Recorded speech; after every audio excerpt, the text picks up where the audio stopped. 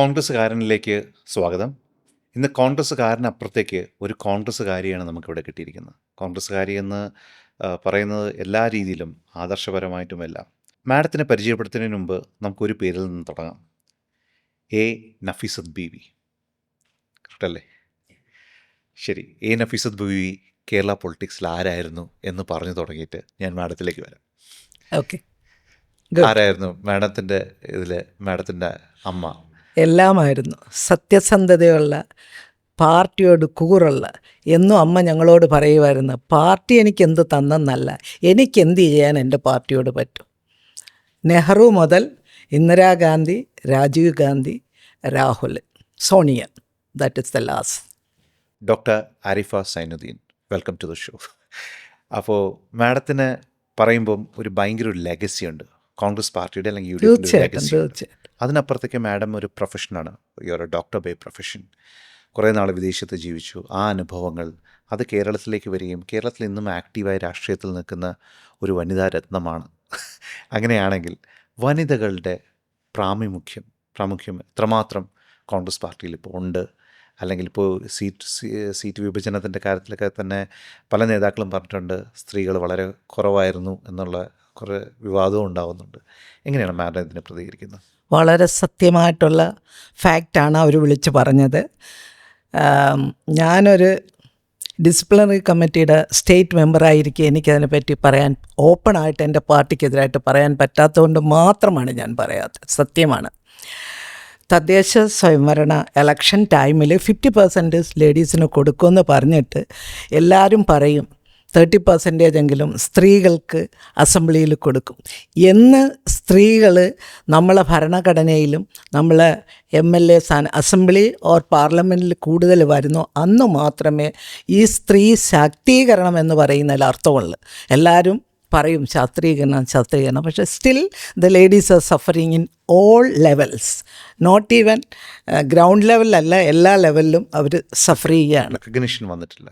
പക്ഷേ ഇന്ന് നമ്മൾ പറയുമ്പോൾ 2026 ഗ്ലോബലി തന്നെ സ്ത്രീ പുരുഷ സമത്വമൊക്കെ മാറി ഇക്വാലിറ്റിക്ക് മുകളിലായി കാര്യങ്ങൾ നിൽക്കുന്ന ഈ അവസ്ഥ പറയപ്പെടുന്നു എന്ന് പറയുന്ന അവസ്ഥയിൽ നമ്മളൊരു 60 വർഷം പുറകോട്ട് പോകുമ്പോഴായിരുന്നു മാഡത്തിൻ്റെ അമ്മ നഫീസത്ത് ബീവി രാഷ്ട്രീയത്തിലേക്ക് വരുന്നത്. അന്ന് ഡെപ്യൂട്ടി സ്പീക്കറായിരുന്നു 1960കളിൽ, അല്ലേ? അതെ, എൻ്റെ അമ്മ. അപ്പം ഇന്ന് പോലും ടഫായ ഒരു എൻവയോൺമെൻറ്റിൽ എങ്ങനെയാണ് അന്ന് അമ്മ രാഷ്ട്രീയത്തിലേക്ക് വന്നതും അന്നത്തെ സ്ട്രഗിൾസ് എന്താണെന്ന് മാഡത്തിനൊന്ന് പറയാൻ പറ്റുമോ? എൻ്റെ ഓർമ്മ ശരിയാണെങ്കിൽ അമ്മയുടെ സമയത്ത് 8 ലേഡീസ് അസംബ്ലിയിലുണ്ടായിരുന്നു, MLA മാർ. ഇന്നത്തെക്കാളും കൂടുതലാണ് അപ്പം? ഇന്നില്ല, ഇന്ന് ഓൾ ടുഗദർ. അന്ന് കോൺഗ്രസ്സുകാരുടേതുണ്ടായിരുന്നു, അറിയാമോ? അന്ന് കമ്മ്യൂണിസ്റ്റ് പാർട്ടിക്ക് കുറവായിരുന്നെങ്കിലും കോൺഗ്രസ്സിൽ കൂടുതലായിരുന്നു. കോൺഗ്രസ്സിൽ സ്ത്രീകൾ അന്ന് വലിയ വലിയ നേതാക്കൾ, വലുതെന്ന് പറയുന്ന എൻ്റെ വാക്കുകളിലല്ല, എല്ലാ വിധത്തിലും അവരുടെ അറിവും അവരുടെ പെരുമാറ്റവും അവരുടെ ഏത് വിധത്തിലാണെന്ന് പറയാൻ പറ്റാത്ത വിധത്തിൽ വലിയ വലിയ ആളുകളാണ്. അവരാണ് എൻ്റെ അമ്മയെ വിളിച്ചുകൊണ്ട് വരുന്നത്. എൻ്റെ അമ്മ ലോ പാസ്സായി കഴിഞ്ഞിരിക്കുന്ന സമയത്ത് അവർ വന്ന് അമ്മ വിളിച്ചെന്നാണ് പറയുന്നത്. എനിക്കറിയത്തില്ലല്ലോ, എനിക്കൊന്ന് 1-2 വയസ്സ് കാണുമായിരിക്കും, എനിക്കറിഞ്ഞൂടെ. അപ്പോൾ ആ സമയത്ത് വന്ന് വിളിച്ചിട്ട് അമ്മയെ കൊണ്ട് രാഷ്ട്രീയത്തിൽ കൊണ്ടുവരികയാണ്.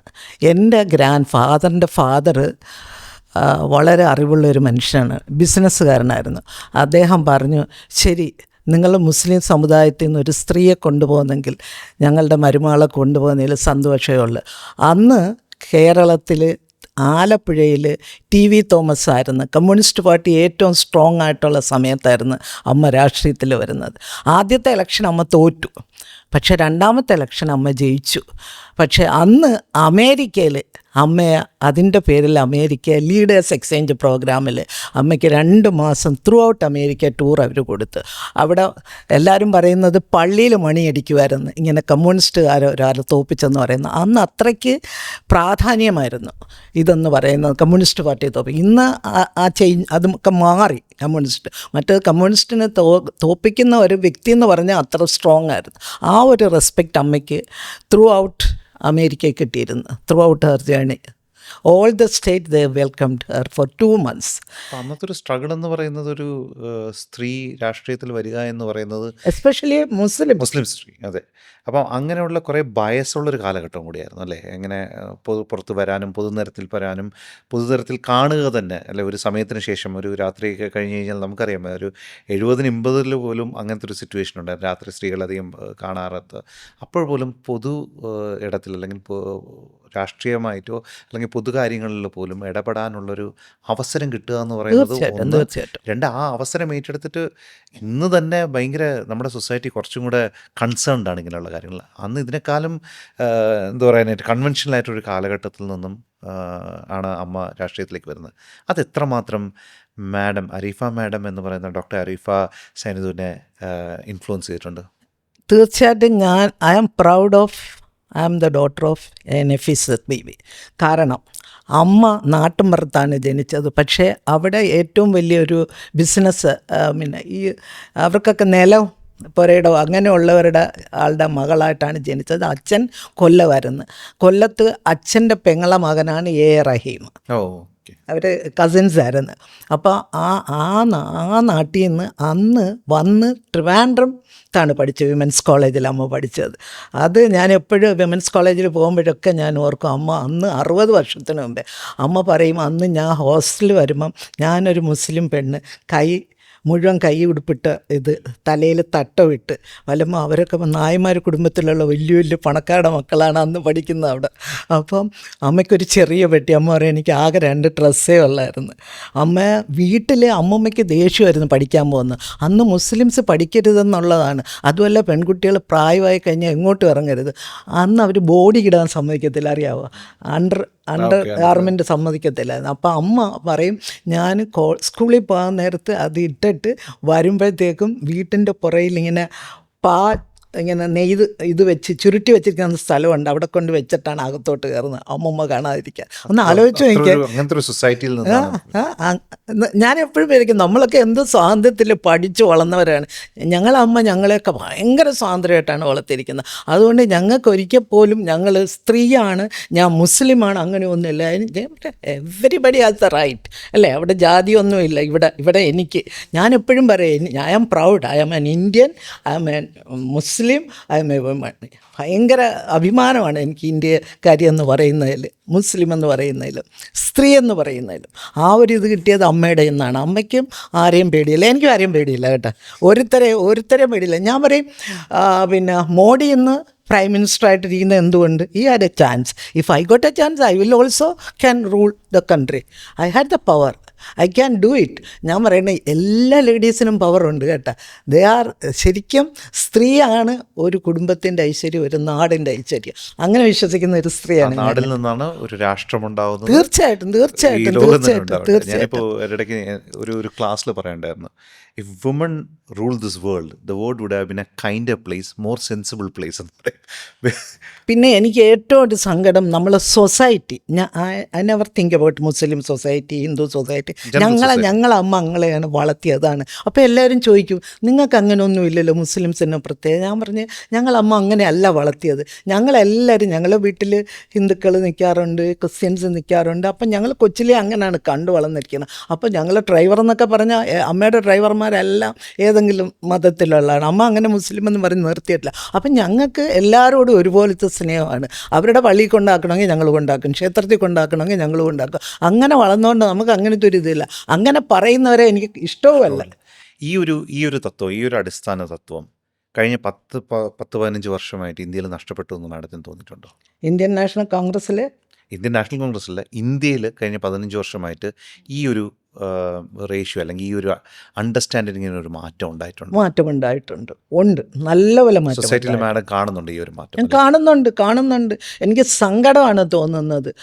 പിന്നെ ഇപ്പം ഞാനൊരു മുസ്ലിമാണ്, ഞാൻ പറയാം, ഞങ്ങളെ മുസ്ലിം സമുദായത്തിനെ അപേക്ഷിച്ച് ഞങ്ങൾക്ക് ഈ അനാവശ്യം ഈ പള്ളിയിൽ, പല പള്ളികളൊക്കെ എല്ലാവരും പോകത്തില്ലേ, ഈവൻ ഭീമാപ്പള്ളി പോലും ഐ ഡോണ്ട് ബിലീവ് ഇറ്റ്. ഞങ്ങൾക്ക് പറഞ്ഞിരിക്കുന്നത് ആകെ 2 പള്ളികൾ, മക്ക, മദീന, പിന്നെ ഖുദ്സ് എന്ന് പറയും. അതല്ലാതെ ഒരു പള്ളി പ്രത്യേകിച്ച് ഞങ്ങൾക്കില്ല. ഇവിടെ ഭീമാപ്പള്ളി കാണിക്കുന്നതൊക്കെ ആവശ്യമില്ലാത്ത കാര്യങ്ങളാണ്. അത് കുറേ ആളുകൾക്ക് പണം ഉണ്ടാക്കണം, കുറേ വൃത്തികേട് ചെയ്യണം, അതിന് മാത്രമാണ്. അവർ കേട്ടാൽ എന്നെ കൊല്ലും. അതായത് ഇങ്ങനൊരു ലൈവ് ഇൻ്റർവ്യൂവിൽ നമ്മളിത് എഡിറ്റ് ചെയ്യണോ? കട്ട് ചെയ്യണം. അല്ലാന്ന് വെച്ചാൽ പിന്നെ ഭീമാപ്പള്ളിയിൽ നടക്കുന്ന എന്താണെന്ന് വെച്ചാൽ, ഞാൻ പോയി ബാത്റൂം കെട്ടിക്കൊടുത്ത ആളാണ്. നിങ്ങൾക്ക് ആർക്കും ആ കഥ അറിയത്തില്ല. 2.5 lakhs ഞാൻ പിന്നെ എന്നെ സഹായിച്ചത് നമ്മൾ പിന്നെ കളക്ടറായിട്ടിരുന്നല്ല തച്ചടി പ്രഭാകരൻ്റെ മകൻ, പുള്ളിക്കാരൻ വിജയപ്രഭാകരനും ഞാൻ പെണ്ണുങ്ങളെല്ലാം കൊണ്ട്. അപ്പോൾ എല്ലാവരും എന്നോട് പറഞ്ഞു, മാഡം പോകല്ലേ, അവിടെ പോയാൽ പ്രശ്നമാണ്, മാഡത്തിന് കുഴപ്പമുണ്ട്. അപ്പോൾ ഈ സ്ത്രീകൾ പറഞ്ഞറിയാവാ, ഞങ്ങളെ വല്ലതും ചെയ്ത് കഴിഞ്ഞിട്ടേ മാഡത്തിനെ തൊടുകയുള്ളൂ, മാഡം ഞങ്ങളവിടെ വേണം. അങ്ങനെ പോയി കണ്ട് അവരുടെ ബാത്റൂം ഇല്ലെന്ന് പറഞ്ഞു. അങ്ങനെ ഞങ്ങൾ പണം പിരിച്ചു, അവിടെ കെട്ടിക്കൊടുത്തു. 3 ബാത്റൂം കെട്ടി, 2 മുറിയും കെട്ടിക്കൊടുത്തിട്ടുണ്ട്. കഴിഞ്ഞ 15 വർഷം കോൺഗ്രസ് ഇല്ലാത്ത ഇന്ത്യ എന്തൊക്കെ കുഴപ്പങ്ങളാണ് ഇന്ത്യയിൽ? ഒരുപാട് കുഴപ്പമാണ്. കുഴപ്പങ്ങൾ പറയണ എന്താണെന്ന് എനിക്കറിയത്തില്ല, അത്രയ്ക്ക് വിഷമമാണ് ഞങ്ങൾക്കൊക്കെ. നമുക്ക് ഈ പറയുന്ന ഒരു ശരിക്കും പറഞ്ഞാൽ ഇൻടോളറൻസ് എന്ന് പറയുന്ന ഒരു വേർഡ് എല്ലായിടത്തും നമ്മളിപ്പോൾ കിടക്കുന്ന പൊളിറ്റിക്സിൽ. പക്ഷേ ഭരണകൂടം പറയുന്നു അങ്ങനെ ഒരു ഇൻടോളറൻസ് ഒന്നും നമുക്കില്ല. പക്ഷേ കോൺഗ്രസിൻ്റെ അഭാവമാണോ ഈ ഇൻടോളറൻസ് ഉണ്ടാക്കിയത്? അത് കോൺഗ്രസ് വന്നു കഴിഞ്ഞാൽ ഈ വിടവ് നികർത്താൻ പറ്റുമോ? എന്താണ് മാഡത്തിന് തോന്നുന്നത്? കോൺഗ്രസ് വന്നു കഴിഞ്ഞാൽ ഇത് തിരിച്ചു വരുമെന്ന് ഞാൻ പറയത്തില്ല. എന്നുവെച്ചാൽ അന്നത്തെ ലീഡേഴ്സ് കഴിവുള്ളവരും ചിന്തിക്കാൻ കഴിയും, വലിയ വലിയ ആൾക്കാർ, നോളജബിൾ പേഴ്സൺ ആയിരുന്നു. ഇന്ന് അതല്ല. ഇന്ന് ആർക്കും നേതാവാകാം, എന്തും ചെയ്യാം. അതെല്ലാം സപ്പോർട്ട് ചെയ്യുന്ന കുറേ ഗ്രൂപ്പുകാരുണ്ട്. എനിക്ക് തോന്നുന്നില്ല തിരിച്ച് നമ്മൾ ഇന്ത്യ തിരിച്ചുവരവില്ല എന്നാണോ മാഡം പറയുന്നത്? തിരിച്ച് പഴയ കോൺഗ്രസ് വരത്തില്ല. I never expect. അത് കോൺഗ്രസിൻ്റെ കുഴപ്പമാണോ സമൂഹത്തിൻ്റെ കുഴപ്പമാണോ? കോൺഗ്രസിൻ്റെ കുഴപ്പമല്ല, കോൺഗ്രസിൻ്റെ തത്വങ്ങളുടെ കുഴപ്പമല്ല, അത് റൺ ചെയ്യുന്നവരുടെ കുഴപ്പമാണ്, അല്ലേ? അതാണ് എൻ്റെ അഭിപ്രായം. അല്ല, കോൺഗ്രസിന്റെ ലീഡർഷിപ്പിന് അപ്പുറത്തേക്ക് നമ്മുടെ സമൂഹം തന്നെ മാറി തുടങ്ങിയില്ലേ? അല്ലെ, ഒരു ചിന്ത, മൈൻഡ് സെറ്റ് എല്ലാവരുടെയും മാറി തുടങ്ങിയില്ലേ? തീർച്ചയായിട്ടും. പണ്ട് മുസ്ലിം എന്ന് പറയാനുള്ള സ്വാതന്ത്ര്യം ഇന്ന് ആർക്കും ഇല്ല. ആ വാക്കിന് പോലും, അല്ലെങ്കിൽ ഹിന്ദുവിനെ ഹിന്ദു എന്നോ ഒരു കാസ്റ്റിനെ പറയാൻ എല്ലായിടത്തും സെൻസർഷിപ്പായി തുടങ്ങി, അല്ലേ? അത് അവിടെയൊക്കെ പൊളിറ്റിക്സ് ആണ്. They want more vote, they want to split the people. ഹിന്ദുസിനെ തന്നെ അപ്പർ ഹിന്ദുസും lower Hindu, like before years and years back. പണ്ടത്തെ പോലെ അവർക്ക് വലിയ സ്ഥാനം, അവർ നായന്മാരെന്നും മേനോന്മാരെന്നും ഒക്കെ പറഞ്ഞാൽ അവർ വലുതെന്നും, അല്ലാത്ത ഹിന്ദുക്കളൊക്കെ ഒപ്പ് പറയുന്നു. ഞാൻ എപ്പോഴും വിചാരിക്കും, ഈവൻ മുസ്ലിംസിൻ്റെ ഇടയിലും ഷിയ സുന്നി പറയത്തില്ലേ, ഞങ്ങളുടെ ഗ്രാൻഡ് ഫാദർ വളരെ നോളജബിൾ പേഴ്സൺ ആയിരുന്നു. അദ്ദേഹം പറഞ്ഞ്, ഞങ്ങളൊക്കെ കൊച്ചിലെ പഠിച്ചിരിക്കുന്നത് ദൈവം എന്ന് പറയുന്ന ഒന്നേ ഉള്ളൂ, നമ്മൾ പറയുന്നത് പല നെയിമിൽ പറയുന്നേ ഉള്ളൂ, അല്ലേ? പിന്നെ യേശു എന്ന് പറയുന്നത്, അള്ളാഹ് എന്ന് പറയുന്ന ഒരു ഗോഡെന്നേ ഉള്ളൂ, ഒരു ശക്തി എന്നാണ് പറയുന്നത് നമ്മളുടെ അടുത്ത്, അല്ലേ? അത് നമ്മളെല്ലാവരും പ്രാർത്ഥിക്കും. ഒരു ശക്തി ഉണ്ടെന്നുള്ളത് ഡെഫിനിറ്റാണ്. You know, sea is coming but it is stopping, അല്ലേ? Sky is there and sun is rising and in the night moon is coming. This is all happening. So there is a power is there, and also the people are ജനിക്കുന്നു മരിക്കുന്നു. There is a limit for everything, അല്ലേ? Even celebrity ആയാലും, ഏറ്റവും beautiful ആളായാലും, rich ആയാലും, politician ആയാലും, എല്ലാവരും മരിച്ചേ പറ്റൂ. അപ്പോൾ there is a power is there, that we have to accept it, അല്ലേ? അതേ ഉള്ളൂ. ബാക്കിയെല്ലാം we are all the same. ഞാൻ പറയും, എല്ലാവരും ജനിക്കുന്ന ഒരുപോലെ. എന്തുകൊണ്ട് ദൈവത്തിന് ഹിന്ദുക്കൾക്ക് 3 കണ്ണ്, മുസ്ലിമിന് 2 കരൾ ഒക്കെ കൊടുക്കാത്ത എന്താണ്? ഹി ക്യാൻ ഡു ഇറ്റ്, അല്ലേ? He can do it. He doesn't do it. എല്ലാവരും ഒരുപോലെ അല്ലേ ലോകത്ത് ജനിക്കുന്നത്? ഞാൻ എപ്പോഴും വിചാരിക്കും, എന്ന് വെച്ചാൽ being A doctor, being A neonatologist, ഞാൻ എപ്പോഴും ചിന്തിക്കുന്ന ഒരു കാര്യമാണ്, എന്തുകൊണ്ട് ദൈവം ഇങ്ങനെ ഡിഫറൻസ് കൊടുത്തില്ല? അപ്പം ദൈവം പറയുന്ന എല്ലാവരും ഒന്നാണ് അദ്ദേഹത്തിൻ്റെ മുമ്പിൽ. നമ്മളാണ് ഈ തിരിക്കുന്നത് അങ്ങോട്ടും ഇങ്ങോട്ടും, അല്ലേ? അതെ. മാഡത്തിൻ്റെ പ്രൊഫഷൻ എന്ന് പറയുമ്പം paediatrician, right? I am a pediatrician. Basically, I am a neonatologist, newborn baby doctor, from 1 day to 28 days, and critical care. That was my job. So you see life in front of you, life forming in front of you, day to day ആയിട്ട്. So madam, ഇനി next ആയിട്ട് പറയുകയാണെങ്കിൽ, കോൺഗ്രസ്സിൽ professionals എന്ന് പറയുന്ന ഒരു category ഇപ്പോൾ പുതുതായിട്ടുണ്ട്. കോൺഗ്രസ് ആണ് അത് ഐഡൻറ്റിഫൈ ചെയ്തത്. എത്രമാത്രം ഈ പ്രൊഫഷണൽസ് എന്ന് പറയുന്ന ഒരു ഗ്രൂപ്പിന് കോൺഗ്രസ്സിൽ അക്സെപ്റ്റൻസ് ഉണ്ട്? ഇനി എത്രമാത്രം അക്സെപ്റ്റൻസ് വരണം? എന്താണ് ഈ പ്രൊഫഷണൽസിൻ്റെ റോളെന്നും മാഡം കാണുന്നു?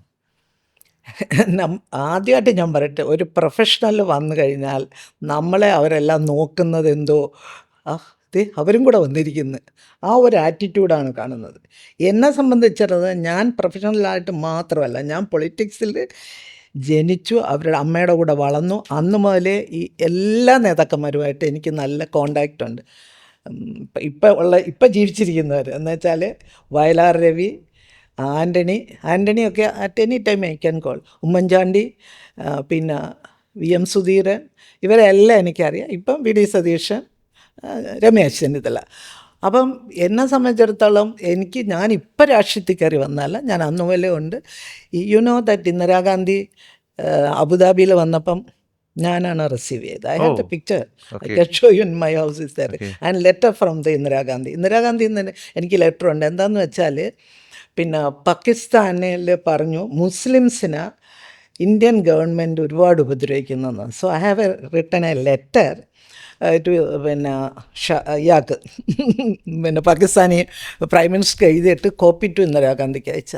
ഇമ്മീഡിയറ്റ്ലി ഇന്ദിരാഗാന്ധി എനിക്ക് മറുപടി ആ ലെറ്ററൊക്കെ എൻ്റെ അടുത്ത്. അപ്പോൾ ഒരാൾ എൻ്റെ അടുത്ത് വന്ന് ചോദിച്ചു, മാഡത്തിൻ്റെ അടുത്ത് ഇത്രയും കാര്യങ്ങൾ ഇരുന്നിട്ട് എന്തുകൊണ്ട് യു ആർ നോട്ട് ടെല്ലിങ്? ഞാൻ what is the use of telling all these things? അല്ലേ, നമ്മളെ മനസ്സിലാക്കണം. നമ്മൾ ആ പഴയ ലെറ്ററും കൊണ്ട് നടക്കുന്നവരല്ല, അല്ലേ? നമുക്കിപ്പോൾ എന്ത് കഴിവുണ്ട് അത് ഉപയോഗിക്കണമെന്നാണ് ഞാൻ പറയുന്നത്. എനിക്ക് ടൈമുണ്ട്. ഞാൻ എൻ്റെ ജോലി വിട്ടതറിയാവുക. ബിക്കോസ് ജോലി വിട്ട് പാർട്ടി പ്രവർത്തിക്കാനായിട്ട് വന്ന ആളാണ് ഞാൻ ലാസ്റ്റ് 18 years.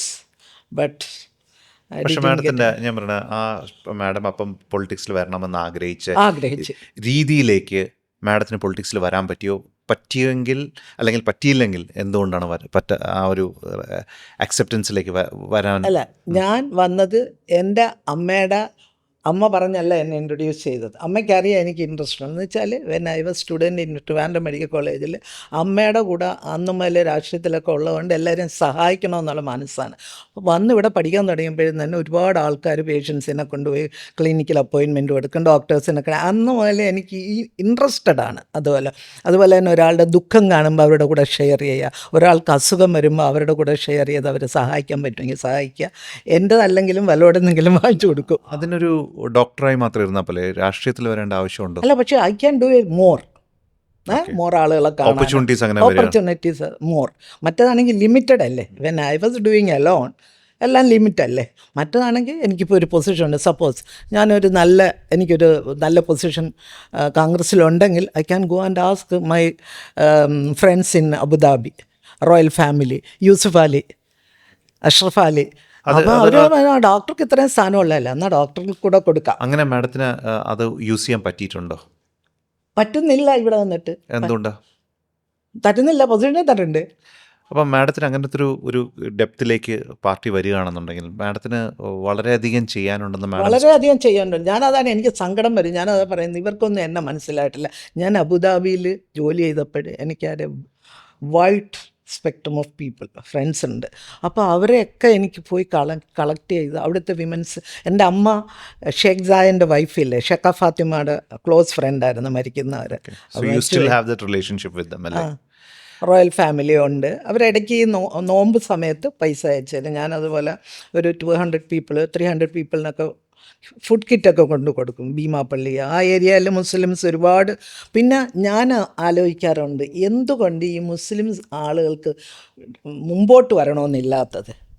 ഒന്നിൽ അവർക്ക് ഇച്ചിരി ബുദ്ധി കുറവായിട്ടും അവരെ അങ്ങനെ ഉപയോഗിക്കാൻ വേണ്ടി കുറേ ആളുകളുണ്ട്. ഞാൻ ജാതിയൊന്നും അല്ല പറയുന്നത്, അവർക്ക് തന്നെ വേണ്ടേ. മുസ്ലിം എന്ന് പറഞ്ഞാൽ ഇറച്ചി തൂക്കി വിൽക്കുന്നവരല്ല. വെരി നോളജബിൾ പീപ്പിൾ ഉണ്ട്. അവർ എത്രയോ അറിവുള്ളവർ. നമ്മൾ ഹിസ്റ്ററി വായിച്ചാൽ തന്നെ അറിയാം, പേർഷ്യ, ഈജിപ്റ്റ്, അല്ലേ, അവിടെയൊക്കെ.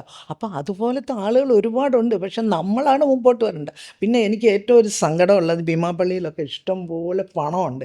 എന്തുകൊണ്ട് സാധാരണ ആളുകൾക്ക് ഇവർ ഉപയോഗിച്ചുകൂടാ? വെറുതെ പള്ളി മാത്രം കെട്ടിയിട്ടല്ല. പള്ളിയല്ല, ദൈവം എല്ലായിടത്തും ഉണ്ടെന്നാണ് ഞാൻ വിശ്വസിക്കുന്നത്, അല്ലേ. എനിക്ക് പള്ളിയിൽ പോകണമെന്നൊന്നുമില്ല. എനിക്ക് എൻ്റെ വീട്ടിലും ദൈവമുണ്ടല്ലോ. അതെ. അപ്പം എന്തുകൊണ്ട് ചെയ്യുന്നില്ല? അപ്പം നമ്മൾ തന്നെ വിചാരിക്കണം, നമ്മൾ മുമ്പോട്ട് വരണം. മുമ്പോട്ട് വന്നാൽ നമ്മൾ എല്ലാത്തിലും നമുക്കൊരു സ്പേസ് കിട്ടണം. എന്നാലേ നമ്മൾക്ക് പറയാൻ പറ്റത്തുള്ളൂ. നമ്മളുടെ കാര്യങ്ങൾ ആളുകളുടെ അടുത്തും മുമ്പോട്ട് പോകുമ്പോഴേ നമ്മളെ മറ്റുള്ളവർ റെസ്പെക്റ്റ് ചെയ്യത്തുള്ളൂ, അല്ലേ. നമുക്കത് വേണം. നമുക്ക് എല്ലാവർക്കും പൊട്ടൻഷ്യലുണ്ട്. ഞാൻ പറയുന്നത് എല്ലാവർക്കും, എല്ലാ വ്യക്തിക്കും കഴിവുണ്ട്, അല്ലേ. അപ്പം മാഡത്തിന് ആ സ്പേസ് ആണ് നമ്മുടെ കൺസ്ട്രെയിൻ എന്ന് പറയുന്നത്. എനിക്ക് കിട്ടുന്നില്ല. പിന്നെ ഞാനൊക്കെ എന്നെ K P C C disciplinary കമ്മിറ്റിയുടെ സ്റ്റേറ്റ് മെമ്പർ എന്ന് പറഞ്ഞാൽ എൻ്റെ അടുത്ത് പറഞ്ഞ് നിങ്ങൾ 2 പേരേ ഉള്ളൂ കേരളത്തിൽ നിന്ന്, അത് ആൻ്റണിയാണ് പറഞ്ഞത്. ഞാൻ സാറേ എന്നിട്ട് എന്ത് ഗുണം, എനിക്ക് പ്രവർത്തിക്കാനൊക്കെ ഉണ്ടേ, ഐ ഹാവ് ടു. പിന്നെ നമ്മളെ പാർട്ടിയിലൊരു കുഴപ്പമുണ്ട്, അത് ഞാൻ ഓപ്പണായിട്ട് പറയുന്നത് ശരിയല്ല, സ്ഥാനം ഉണ്ടെങ്കിലേ വിലയുള്ളൂ. ഞാൻ പറയണ പാവം ലാല് വന്നപ്പോഴും പറഞ്ഞു ഇത് അങ്ങേരെ വന്നിരിക്കുന്നു, അങ്ങേരെ സീറ്റ് കൊടുത്തതിനൊക്കെ എന്തൊക്കെ പറയണേ ഞാൻ കേട്ടിട്ടുണ്ട്. പിന്നെ നമുക്കെന്ത് കാര്യം, ഞാൻ പിന്നെ അതിനകത്ത് സീറ്റിനൊന്നും പോകാൻ ഇൻട്രസ്റ്റ് ഇല്ലായിരുന്നു. അതുകൊണ്ടാണ് എന്തിനാണ് എൻ്റെ പറയാൻ നടക്കുക, എത്ര ആളുകളുടെ ഓഫീസിൽ കയറി ഇറങ്ങി നടക്കണം, അതൊന്നും ഐ കാൻ ഡു ഇറ്റ്. അതിനൊക്കെ നമുക്കൊരു ഡിഗ്നിറ്റി ഉണ്ട് അല്ലേ. ഇപ്പം തന്നെ ആ വാഴയ്ക്കൽ എന്ന് പറയുന്ന ആ മനുഷ്യൻ പാവം, എനിക്ക് സങ്കടം തോന്നി. അങ്ങയുടെ പേര് ലാസ്റ്റ് വരെ ഉണ്ടായിരുന്നു, അത് വെട്ടിക്കളഞ്ഞില്ലേ. അങ്ങനെ ഒന്നും ചെയ്യരുത്. ഞാൻ പറയുന്നത് ഓരോ പാർട്ടിയിൽ ഓരോരുത്തരുടെ കഴിവ് എന്താണെന്ന് മനസ്സിലാക്കി അവരെ മുമ്പോട്ട് കൊണ്ടുവന്ന് പാർട്ടിക്ക് ഉപയോഗിക്കണം, കോമൺ പീപ്പിളിന് ഉപയോഗിക്കണം. അതാണ് നമ്മൾ ചെയ്യേണ്ട പാർട്ടിയിൽ, എന്നാലേ പാർട്ടി വളരത്തുള്ളൂ. അല്ലെങ്കിൽ എല്ലാ അടിയും വഴക്കുമാണ് അല്ലേ.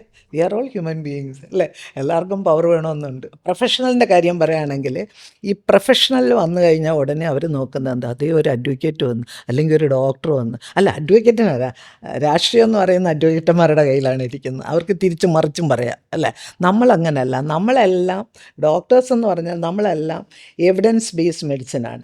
നമ്മൾ പഴയ കാലത്തെ കാര്യങ്ങൾ വെച്ചും പഠിച്ചും ആണ് ഒരു കാര്യം മുമ്പോട്ട് വെക്കുന്നത് അല്ലേ. അതാണ് നമ്മൾ. പിന്നെ അതുപോലെ തന്നെ ഫീഡ്ബാക്ക് ഉണ്ട് അല്ലേ. ഇപ്പം സപ്പോസ് ഒരു 5 പേഷ്യൻ്റ് മരിച്ചു വാർഡിൽ, എന്തുകൊണ്ട് മരിച്ചു, ഒരേ രോഗം വന്ന് മരിച്ചു, എവിടെയാണ് നമുക്ക് ആ തെറ്റുകൾ വന്നിരിക്കുന്നത്, അതെങ്ങനെ കണ്ടുപിടിക്കുന്ന നമ്മളതൊരു മോർട്ടാലിറ്റി കോൺഫറൻസ് വിളിച്ചു കിട്ടും. അതവിടെ ഡോക്ടറെ കുറ്റം പറയാനല്ല വിളിക്കുന്നത്, എന്തിനാണ്, എന്തുകൊണ്ട് വന്ന്, എങ്ങനെ ചെയ്താൽ ഒരു പക്ഷേ രക്ഷപ്പെടാൻ പറ്റും. അതുപോലാണ് നമ്മളെപ്പോഴും വിചാരിക്കുന്നത്. അതുപോലെ ഇപ്പം നമ്മളെന്താ വിചാരിക്കുന്നത്, ഈ രാഷ്ട്രീയത്തിൽ ഒരുപാട് കഴിവുള്ളവരുണ്ട് എല്ലാ ഫീൽഡിലും. ഞാൻ പറയുന്നത് സാധാരണക്കാരന് നമ്മളെക്കാളും കഴിവുള്ളവരുണ്ട്, ഡോക്ടേഴ്സിനെക്കാളും എൻജിനീയേഴ്സിനേക്കാളും എല്ലാം കഴിവുള്ള. പക്ഷേ അവരെയൊക്കെ നമ്മൾ മനസ്സിലാക്കി അവരെ ഓരോരുത്തരെ യോജിച്ച് കൊണ്ടുപോകണം. ഇവിടെ അങ്ങനെയല്ല, എല്ലാവരും തമ്മിൽ എടുപ്പിക്കുകയാണ്. അയ്യോ അവർ വരുന്നു, ഇവർ വന്നാൽ പറ്റത്തില്ല, അതുകൊണ്ട് വിളിക്കരുത്, അവരെ ടൈമിൽ വിളിക്കരുത്, മീറ്റിങ്ങിന് വിളിക്കരുത്, അങ്ങനെയൊക്കെ ചെയ്ത് നമ്മളൊക്കെ അങ്ങനത്തെ ചിന്തയില്ലാത്തവർക്കൊരു വല്ലാത്ത ഷോക്ക് തോന്നി, എന്തുകൊണ്ട് എന്നെ വിളിച്ചില്ല. അവർ പറയോ മാഡം, എന്നിട്ട് വിളിച്ചാൽ തന്നെ അവർ ടൈം പറയത്തില്ല, പറഞ്ഞാൽ തന്നെ സ്ഥലം തെറ്റിച്ച് പറയും. പിന്നെ എൻ്റെ അടുത്ത് അങ്ങനെ പറഞ്ഞാൽ ഞാൻ വിളിച്ച് ചോദിക്കും എന്തുകൊണ്ട് അങ്ങനെ ചെയ്തു. അപ്പോൾ ഒരു ലെഗസി, അമ്മയുടെ ഒരു ലെഗസി, മാഡത്തിൻ്റെ ഒരു പ്രൊഫഷണലിൻ്റെ ഒരു ലെഗസി, ഇതെല്ലാം പാർട്ടിയിലേക്ക് കൊണ്ടുവരാനുള്ള അടുത്ത 5 വർഷം. തീർച്ചയായിട്ടും. ഞാൻ വരുന്നപ്പോൾ ഒക്കെ മഹിളാ കോൺഗ്രസ്സിലെ ജനറൽ സെക്രട്ടറി ആയിരുന്നപ്പോൾ ഞാൻ പറയുമായിരുന്നു, നമുക്ക് മെഡിക്കൽ ക്യാമ്പ് നടത്താം, എല്ലാം ഞാൻ അറേഞ്ച് ചെയ്യാം, നമുക്ക് ഒരുപാട് ആളുകളെ കിട്ടും, ഒരുപാട് ആളുകൾ സഹായിക്കുക. എപ്പോഴും പറയും ഞാൻ, എന്നുവെച്ചാൽ നമ്മൾ ആളുകളെ പരിചയപ്പെടും. അതുപോലെ തന്നെ പിന്നെ അരിപ്പ എന്ന് പറയുന്ന സ്ഥലത്ത് I am helping them every year with food kit and medicine. നമ്മളിപ്പോൾ നേരത്തെ ലാൽ സാറൊക്കെ വന്നിട്ട് പറഞ്ഞ പോലെ next 5 years is very crucial where we have a policy for professionals and മാഡത്തിൻ്റെയൊക്കെ എക്സ്പെർട്ടൈസ് ഈ ഒരു പോളിസി മേക്കിങ്ങിലേക്ക് വരട്ടെ എന്ന് ഞാൻ അവിടെ ചെന്ന് കണ്ട്. അത് ഞാൻ എങ്ങനെയാണ് അത് പിന്നെ എക്താ പരിഷത്ത് എന്ന് പറഞ്ഞ് പിന്നെ നമ്മളെ എന്താണ് ഒരു സാറിൻ്റെ ഇതുണ്ട്, അദ്ദേഹമാണ് എന്നെ അതിനകത്ത് കൊണ്ടാക്കിയത്. ഞാൻ അവിടെ ചെന്ന് കണ്ടപ്പം 300 കുടുംബങ്ങൾ നമ്മളെപ്പോലത്തെ റൈറ്റുള്ളവരാണ്. അവർക്ക് താമസിക്കാൻ സ്ഥലം വേണം, വെള്ളം വേണം, വായു വേണം, എല്ലാം വേണം. അതൊന്നും ഇല്ലാതെ അവരവിടെ കുടിയേറി പാർത്തിരിക്കുന്നതാണ് 50 ഏക്കറിനകത്ത്. അത് ഗവൺമെൻറ്റിൻ്റെയാണ്, നല്ല സ്ഥലമാണ്. ആ റിസോർട്ട് ഉണ്ടാക്കാനൊക്കെ അതുകൊണ്ട് അവർ കൊടുക്കാതെ പാവപ്പെട്ടവർ കൊടുക്കത്തില്ല, പണക്കാർക്കേ കൊടുക്കത്തുള്ളൂ, അങ്ങനെ വെച്ചിരിക്കുകയാണ്. അവരവിടെ സമരം ചെയ്യുന്നതാണ്. അപ്പോൾ ഞാൻ നേരത്തെ പറഞ്ഞ പോലെ അങ്ങനൊരു ഹെൽപ്ഫുള്ളായിട്ടുള്ളൊരു 5 years ആവട്ടെ ഇനി തുടർന്നുള്ളത്. എല്ലാവർക്കും ഒരു ഏരിയ വർക്ക് ചെയ്യാനുള്ള സ്പേസ് ഉണ്ടാകുന്ന സ്ത്രീകൾക്കും മാഡം പറഞ്ഞ കമ്മ്യൂണിറ്റിയുമായിട്ട് അത് ഉണ്ടാവട്ടെ എന്ന് നമുക്ക് പ്രത്യാശിക്കാം. Thanks a lot for joining us in കോൺഗ്രസ്സുകാരൻ. Thank U.